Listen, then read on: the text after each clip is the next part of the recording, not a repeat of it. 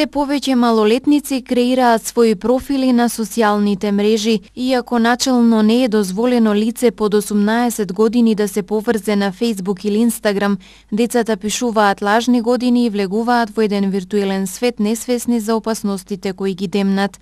Како што смета наставникот по информатика Борислав Јоргачиевски, спријателувањето со непознати лица и откривањето на премногу лични податоци се најчестите грешки кои ги прават. Во принцип ние како училиште и како просветни работници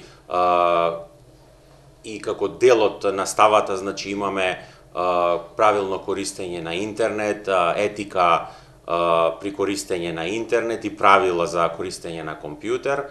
Во сите тие случаеви се истакнува, значи, дека не треба да се комуницира со непознати, бидејќи често се случува да бидат децата злоупотребени од другата страна, бидејќи не знаеме кој стои на компјутерот од другата страна. Исто така, Фејсбукот како најголем моментално медиум, младите не се свесни дека тој е всушност најголем медиум. Значи, интернетот е поголем медиум од телевизијата, бидејќи е распространет на секаде.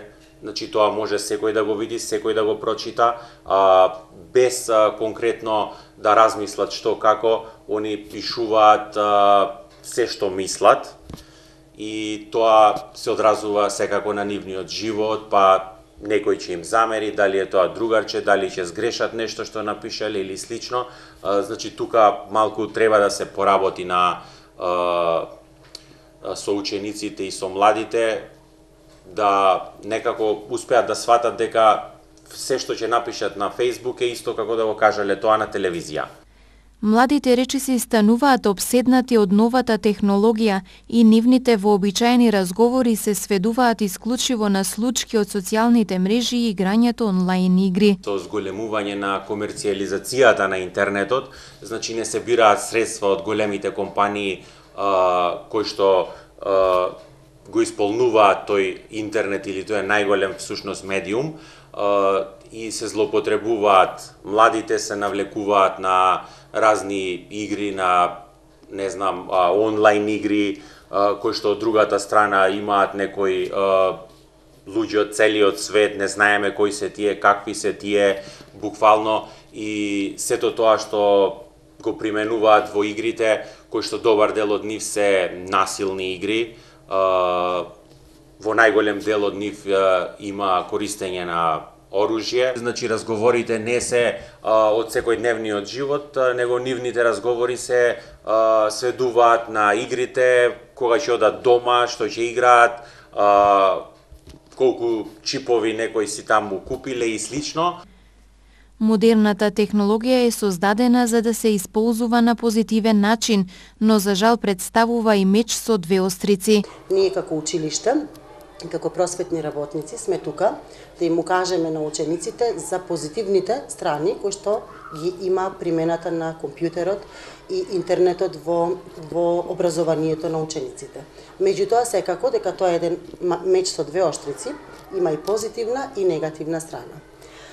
Позитивните страни на примената на интернет технологијата во училиштето, нели надвор, кога ќе дојдат дома, нели учениците, е тоа што можат да им се достапни многу информации, многу образовни портали, образовни игри, преку кои што учениците можат да го надоградат или надополнат она што го стекнале во училиштето. Она што е негативно од примената на интернет технологијата кај учениците, кај нашите деца, е тоа што од малечки нозе прво учениците, нашите деца се запознаваат преку гледање на телевизија, односно гледање на цртани филмови.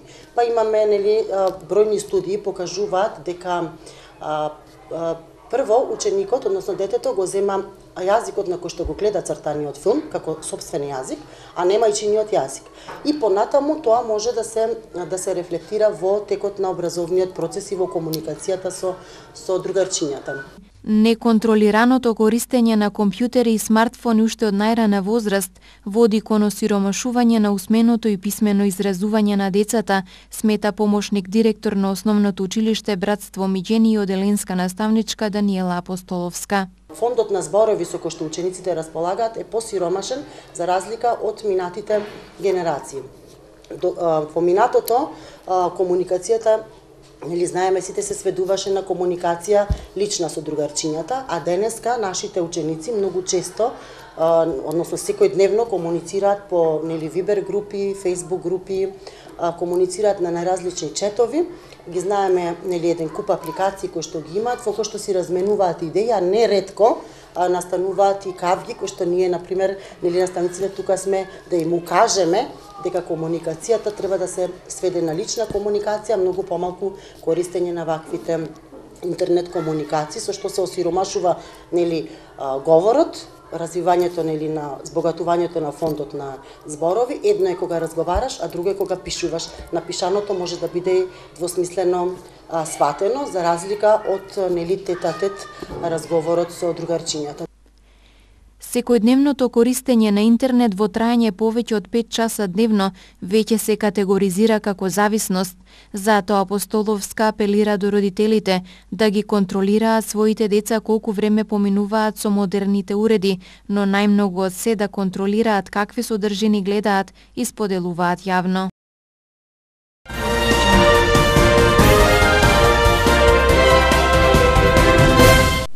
Се намалува бројот на малолетнички бракови на гостиварското подрачје во последните неколку години. Социјалните служби паметат дека пред 7-8 години имало и по 30 случаи годишно, од кои најголем дел биле македонски муслимани или ромска популација. Сега состојбите се менуваат и формирање на брачна заедница со малолетник е поретка појава.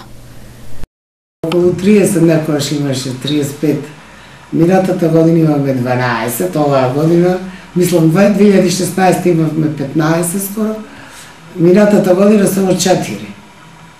Се намалија. Имаше порано повеќе, тоа обично беа македонски муслимани, одгори и ромска популација, а сега од година во година се намалуваат малолетничките бракови. Дали совеста проработи, дали влијанието на родителите на средината. Немаме малолетнички бракови. Искуството говори дека во најголемиот процент од малолетничките бракови невестата е таа која има помалку од 18 години. Стручните лица оценуваат дека на таа возраст личностите не се доволно созреани за обврска каква што е бракот и нагласуваат дека ризикот од разводи е далеку поголем. Треба двајцата брачни партнери да дојдат, и малолетната и обично женските се малолетни. Ретко се случува машко малолетно да побара да стапи во брак пред полнолетство. Треба двајцата да дојдат со лични карти или со изводи на родени во советувалиште за брак и семејство и од страна на тимот или на психолог или на социјален или на педагог. Така е еден краток разговор, информирање околу бракот, семејството, проблемите, ризиците од бракот и така. Не се уште сериозни, не се психички, физички созреани за да сватат одговорностите во бракот за решавање на проблеми. Иначе правилно нема тука кај разводите, но малку е поголем ризикот кај нив. Статистичките податоци на државно ниво покажуваат дека околу 5% од вкупната бројка на бракови отпаѓа на малолетничките. Невладиниот сектор кој се занимава со правата на младите смета дека се потребни законски измени со кои во Македонија ќе се забрани стапување во брак со малолетно лице.